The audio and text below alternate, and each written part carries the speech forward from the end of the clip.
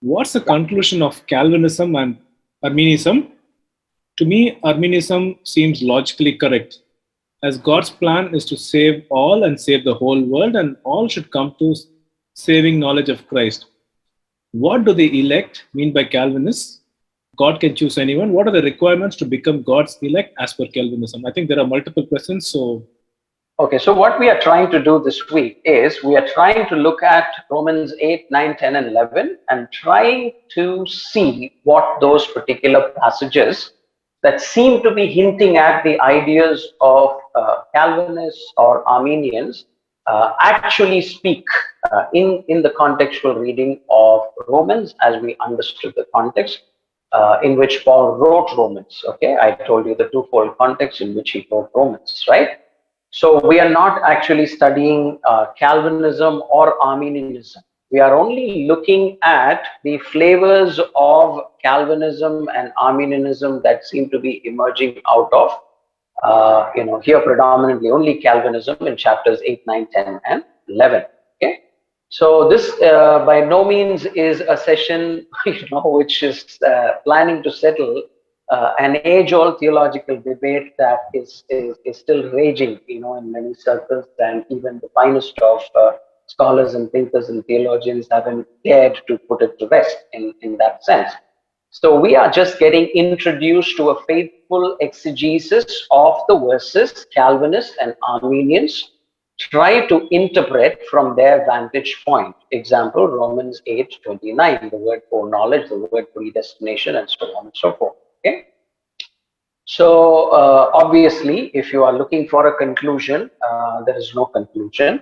I have given you a third alternative, which seems to be more rational and logical when we are looking at the idea of foreknowledge and predestination and election, and the idea that election is not individual, and the idea that those things, foreknowledge flowing to predestination, into calling, into election, into glorification, is not a theological golden chain of salvation, actually, right? And so those are the big takeaways for tonight. And we are, again, not trying to settle the debate between Calvinism or Arminianism. We have been given additional points.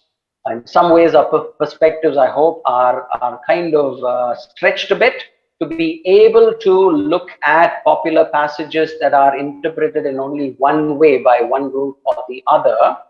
That we should not become a prey to that we should continue to be faithful to the contextual exegesis of these passages that might give or yield a totally very different, inference or interpretation than what popular people have always been saying very loud and incessantly. Okay, so whoever is asking that question, we have not arrived, and as I told you, we have learned something new this week, and we will add it to our a toolkit of how to continue to read the Bible faithfully, and we will keep the idea of Calvinism and Arminianism in the back burner.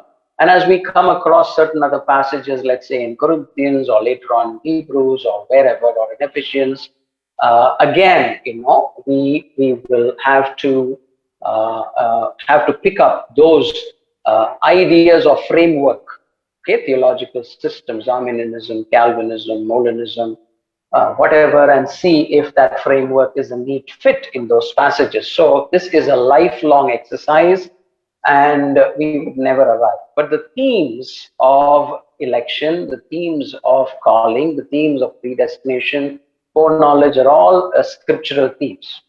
The struggle is when we are trying to systematize all of that and form a nice, neat system and call it as the best system that works in all conditions, always. That is a red flag, which I feel that all of us should be wary about. Let's continue to keep thinking and searching and researching and sparring and see when we arrive, but definitely please don't arrive tonight itself. It's not possible.